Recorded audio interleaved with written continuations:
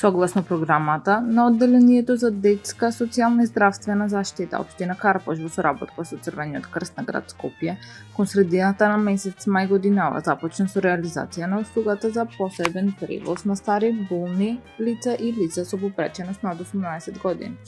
Станува збор за меѓуинституционална соработка која треба да им го олесни секојдневниот живот на оваа ранлива група на граѓани, за чија намена општина Карпош од својот буџет издвои парични средства во висина од 655.000 денари.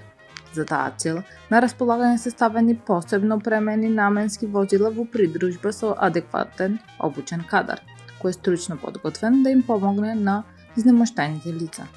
До сега во рамките на оваа активност се реализирани околу 50 превози во кои се транспортирани лица кои не се во можност самостојно да обезбедат превоз за користење на здравствена, социјална и друга административна услуга.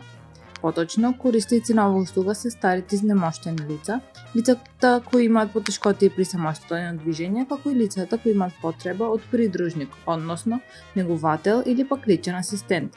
По тој повод, градоначалникот на општина Карпош Тевчо Екимовски во својот кабинет одржа работна средба со представници од општинската администрација и Црвен крст на град Скопје, кој во оваа пригода го запознаа првиот човек на локалната самоуправа за достигашниот тек на преземените активности.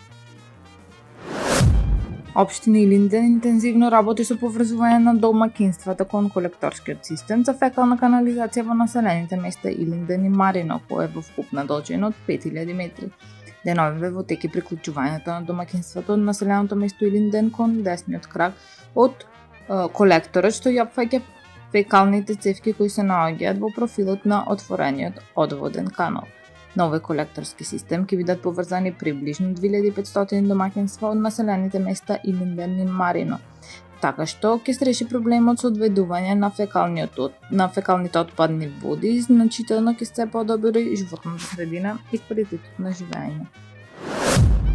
Општина Аеродром деновиве го уредува паркот пред пензинскиот дом Аеродром, каде што се поставуваат нови клупи за седење и друга урбана опрема, со што се создаваат подобри и поубави услови за престој и дружење на станарите од овој дом.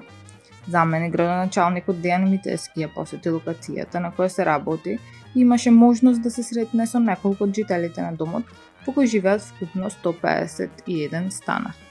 Митески истовремено посочи дека во изминатиот период беше поставена нова урбана опрема на повеќе локации низ целата општина и истото ќе продолжи и во иднина, согласно потребите на жителите на општината. Исто така, во наредниот период ќе биде извршена санација и замена на кантите за отпад со нови поцинкувани садоби, отпорни на временските влијанија. Сообраќајка на раскрсницата во скопската населба Бутел се случи утрово. На видеото може да се забележи како прилично се оштетени две возила Volkswagen Golf и Seat Altea. Се уште нема информации за тоа дали има повредени. Полицијата изврши увид на местото на настан. Таму е Скопје, град мој убав лише, што ми расуте сни. Вечно ке ја сакам во